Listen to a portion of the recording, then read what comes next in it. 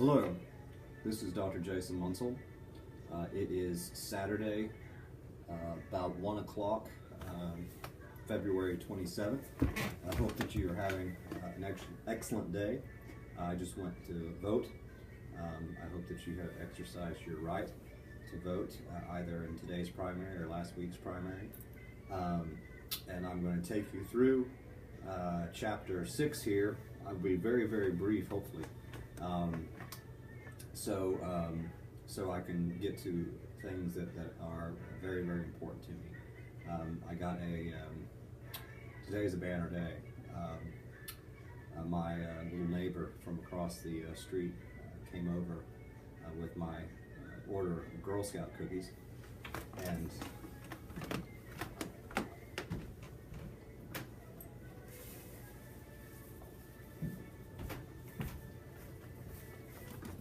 I have 4 boxes of Girl Scout cookies to eat. Peanut butter patties. Girl Scouts, taking on new challenges builds our confidence. When we achieve our goals, we grow even more powerful. Dance.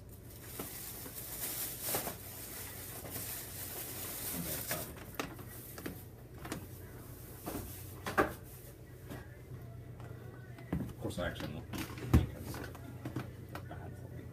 But I will bring some to class Tuesday night. In any case, let me get to it. I did the little time bomb or the bomb here thing in part because of here the preface.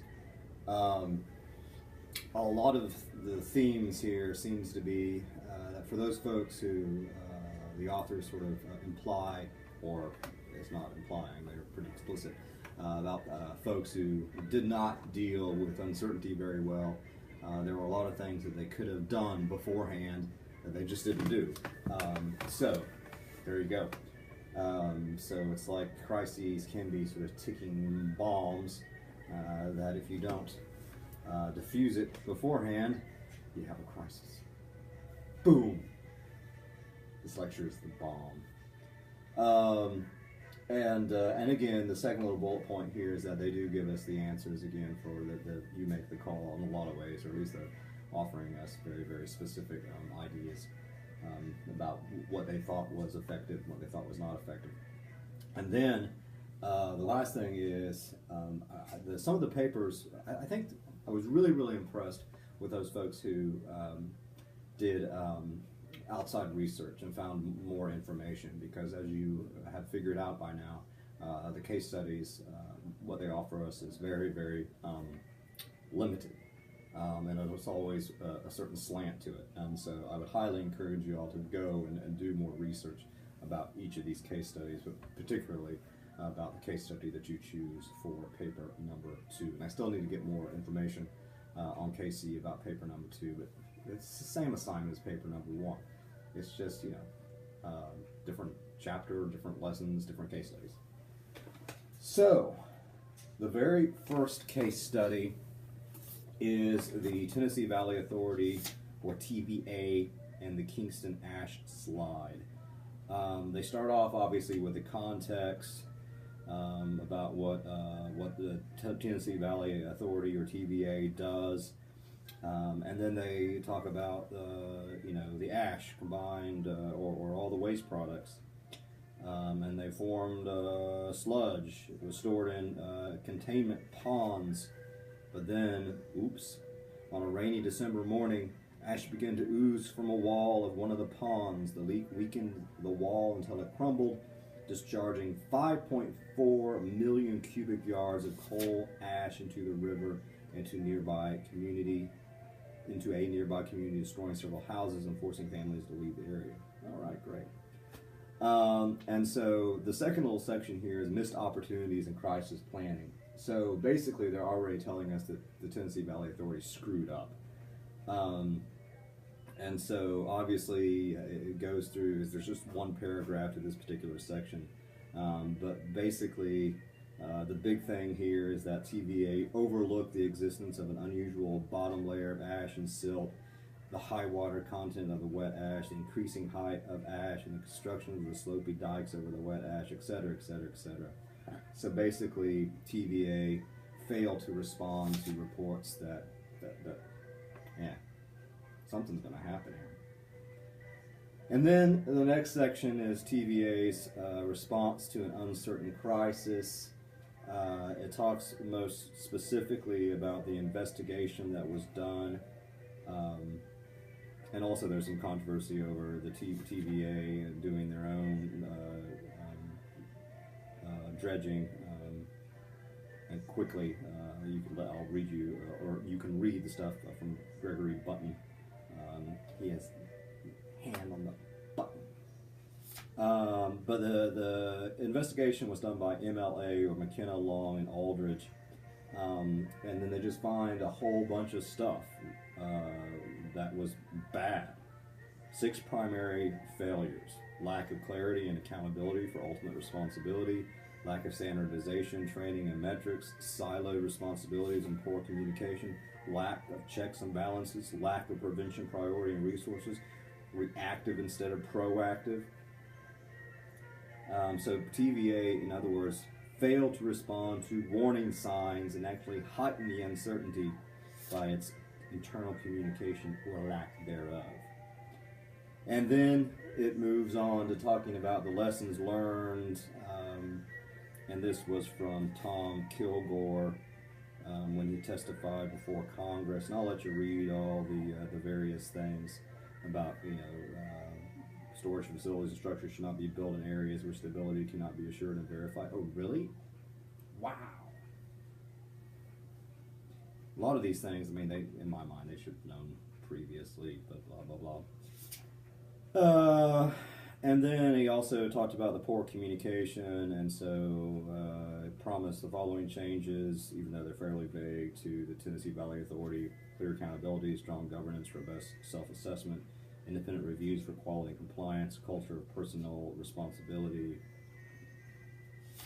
It was a wake-up call, or hope to use the Kingston crisis as a wake-up call for TVA, rebuild the public's trust. But there's a lot of stuff in the last little paragraph, last paragraph. They talk about how they missed some of the stakeholders. There were lots of lawsuits. The lawsuits allege that the spill hurt family income, destroyed property or property values, created potential future medical expenses, probably hurt property sales for years, and caused several mental anguish and loss of the right to enjoy life, blah, blah, blah. So basically, TVA didn't actually even respond to a lot of those folks, and largely ignored all these people. It was all about TVA, and one of the things I thought this was interesting. Although lawsuits are common in a crisis such as the Kingston ash slide, at least one plaintiff insists he would not have sued if TVA had addressed his concerns. At a press conference announcing the lawsuit, the plaintiff said bluntly, "Had the TVA done what the TVA should, we wouldn't be here." So then they have to make the call, and then the summary, which they always sort of offer their final analysis. So basically, it's a clear example of the peril of an organization can create by failing to accept uncertainty in crisis planning and response. So TVA did a bad job. And I'll let you read the stuff, but it does say as of 2010, the public and environmentalists have not forgotten the crisis. And it would be really, really interesting to see what the future is. If you pick this case study, one of the things that I would encourage you to do is do extra research. And so it's 2016 right now. What is the long-lasting impact? Is there any new news there when it comes to the TVA and this horrible Kingston, what's it called? Kingston ash slide. Ooh, maybe the discourse of renewal, they actually made a theme park.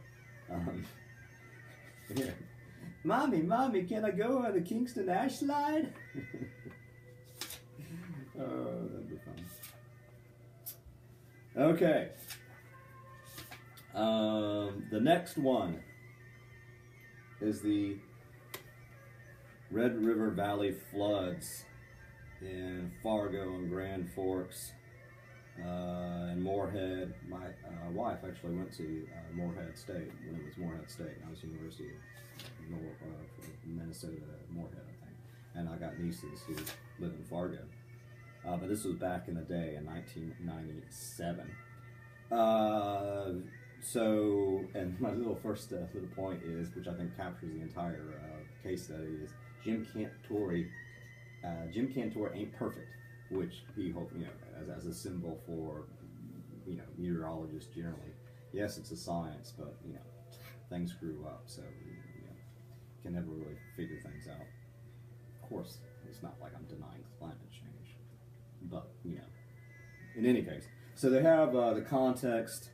And a lot of this is really all about how terrible it was, but it's really focused in on the National Weather Service and their flood predictions, what they were predicting, blah, blah, blah, blah, blah.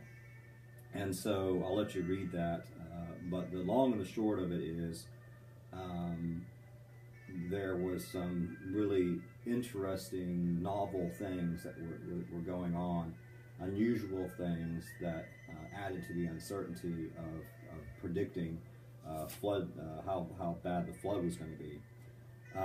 And so one of the, I think, key sentences here is, historically, these quantitative measures were effective in predicting water levels of normal spring flooding. However, the complexity of the overall system was dramatically different because of an unprecedented runoff. In this case, the runoff interacted with road beds, bridges, and even levees to make predictions of river crest levels difficult. And it talked about snow, 30 inches, more than twice the normal levels. Floating ice actually damaged the gauges that were used to determine how high the water was. Heavy rain, fluctuating temperatures, blah, blah, blah. So all these factors, basically what they're saying is that the National Weather Service it just didn't know what the hell was going on. Here comes the rain again. Blah, blah, blah. So the next little weather, well, it's basically weather predictions generally are problematic. And then it talks about problematic communicating, problems communicating to the public. Basically, they argue that the National Weather Service had a very difficult time trying to, because it was so complex, tell people, what the crest was going to be. And so there's a lot of these things where they said that the prediction was 37.5 feet, and then it was 39.5 feet, and then 37 feet, blah, blah, blah. And this just, the going back and forth to try to correct all the various predictions was problematic. They said it created or fostered actually even more uncertainty because there were so many changes to the predictions. And then one thing that I think is really, really important, and just to show the scale of this, is how we experienced this in Colombia. But it was one of those 100-year floods, and Grand Forks, the population of 50,000 people were evacuated. The financial impact was estimated at $5 billion, making it one of the most expensive floods in the U.S. history. I don't know exactly what the financial situation is with the Columbia floods. It'd be interesting to know that if you pick that for your final project. So basically, this next thing is lessons and natural disasters and weather predictions generally. So I talked about how after all this, the National Weather Service admitted that forecasters could have stressed the uncertainty of their prediction. Both the National Weather Service community leaders' crest level communications were excessively overconfident. The region's flood preparation was hampered by both measurement procedures and communication failures. Meteorologists de-emphasized the uncertainties of their science and their communication to the public. We're the National Weather Service. We know exactly what's going on. And then both the National Weather Service and the meteorologists' communication did not take into account the variability and uncertainty of all the other factors. So basically, it also talks about just the larger idea of when it comes to natural disasters and Mother Nature and all that type of stuff. There's a huge role of uncertainty because at the end of the day, You can try to predict, but who knows? I guess.